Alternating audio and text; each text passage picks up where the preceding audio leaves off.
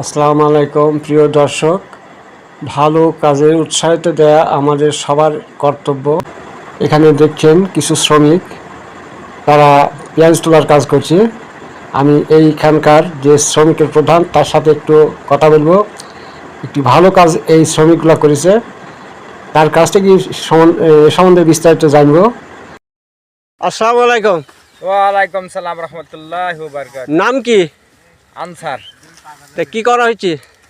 আমরা এখন পেঁয়াজ তুলছি। পেঁয়াজ তোলা হয়েছে। পেঁয়াজের দাম তো খুব বেশি নাকি? পেঁয়াজের দাম 300, 350, 400। আচ্ছা, তার মানে লস তো হয়েই গেছে। লস মানে কি পুঙ্গাই বাস।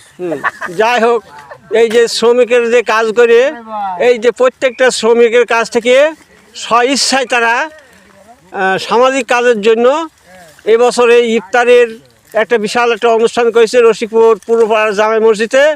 এখানে তার সঙ্গে জিজ্ঞাসা করো সে এই টাকাটা কীভাবে সংগ্রহ করেছে, এই টাকাটা যে ইফতার দেওয়া হলো এই টাকাটা কীভাবে সংগ্রহ হয়েছে। টাকাটা সংগ্রহ করা হয়েছে আমাদের মনীষের তরফ থেকে। আমরা সকলে মিলে আমরা একটা কথা কই, মানে স্বইচ্ছায় সবাই মিলে এক জায়গায় হই। আমরা 500 টাকারই আমরা টাকা উঠাই তুলেছি। শ্রমিক সংখ্যা কতগুলো আছে?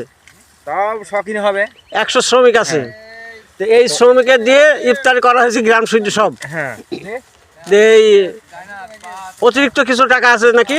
টাকা আমাদের কাছে এখনো আমাদের ইফতারি দিয়ে টাকা কিছু বেশি আছে, 1000-500 মতন আছে।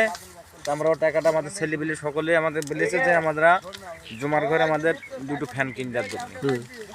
আর 2টো ফ্যান এখন হবে এক্সট্রা, যে টাকাটা আছে যে টাকাটা আছে ওটা আমরা ফ্যান কিনে দেবো।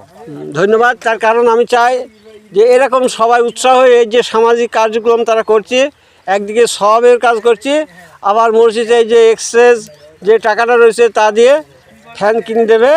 আশা করছি এরকম সবাই উৎসাহ হয়ে সামাজিক কাজে যোগাযোগের একটা চেষ্টা করবেন সবাই। ধন্যবাদ।